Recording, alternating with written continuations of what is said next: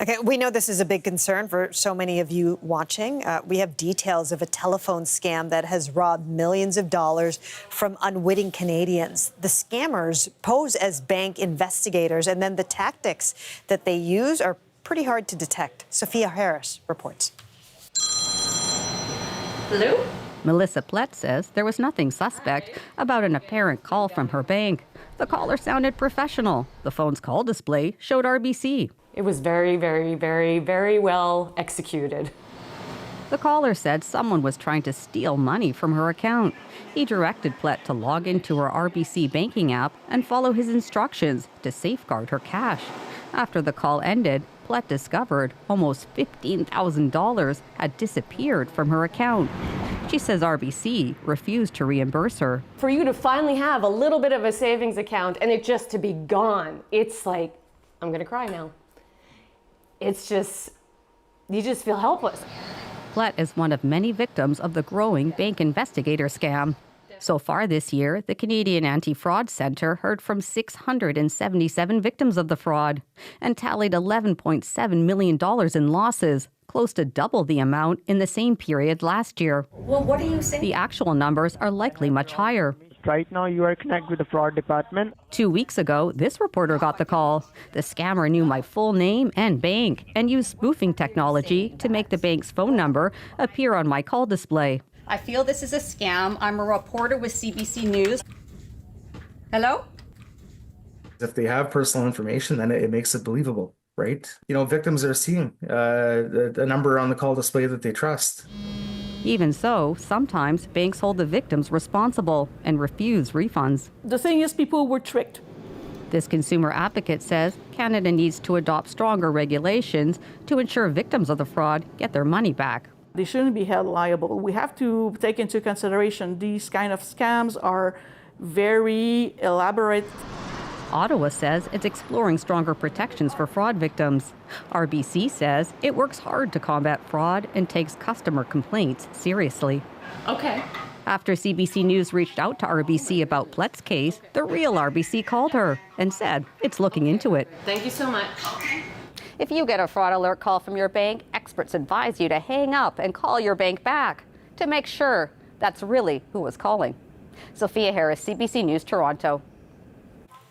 So Sophia's story shows just how real and convincing these scams can be. So how do they work, and what can we do to protect ourselves? Claudiu Popa is founder of Knowledge Flow Cyber Safety Foundation, and he's also the author of the Canadian Cyber Fraud Handbook, and he joins us now from Toronto. So Claudiu, you've called this scam an impossible request. What does that mean exactly?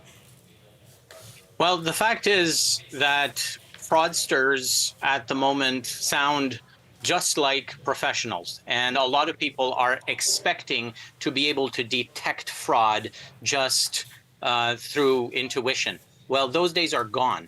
Now fraudsters make a living off of this. They make hundreds of calls every day. They practice on people just like yourself on a minute-by-minute basis. And they have perfected their approaches to the point where they got it down to just three things: an appeal to authority. They impersonate some kind of a government agency or banking institution or law enforcement.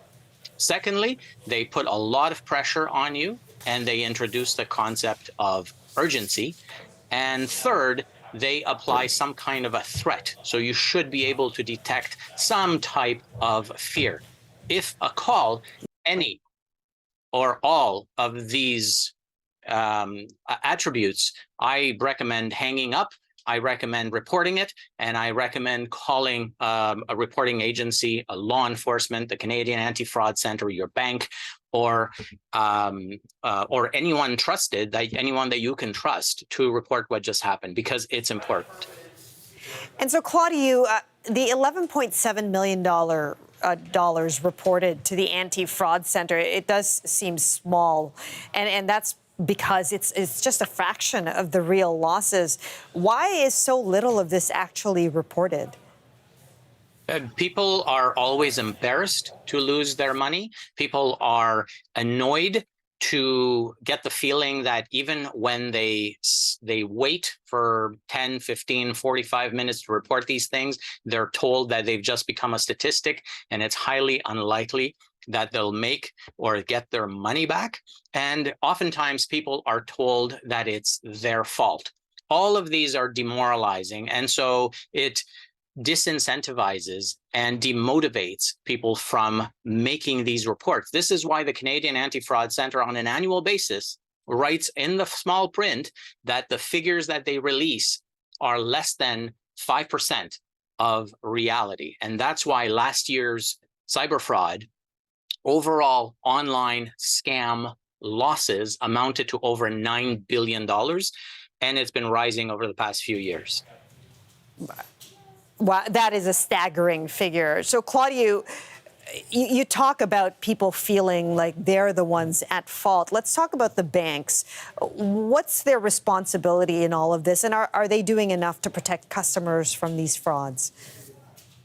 Well, so I advise banking institutions, financial institutions, and so I can see from inside what their perceived feeling is of the situation. And almost 100%, they blame it on the victim. They blame it on their customer. They blame it on the individual who, from their perspective, simply received a phone call. That caller was a stranger who obviously impersonated the bank.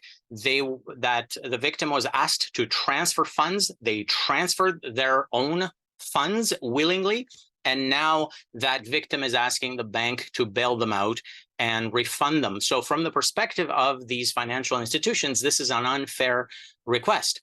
But really, from the perspective of the individual, if you put yourself in the shoes of the Canadian public, all you hear about is that the bank that you're dealing with has supreme security features in place. They have controls, they have safeguards, they have bank level security. So you get this false sense of security when you're dealing with pretty much any Canadian financial institution. And so you figure when they call you, it's got to be important, and you treat it with that importance. And so more people should be aware of the existence of what I call impossible requests, because they apply across the board to law enforcement, to government agencies, and to banking institutions. And they're always calls that defy logic, and they breach the norms of best practices. And we know intuitively that we shouldn't be moving money from account to account just because somebody on the other line, on the other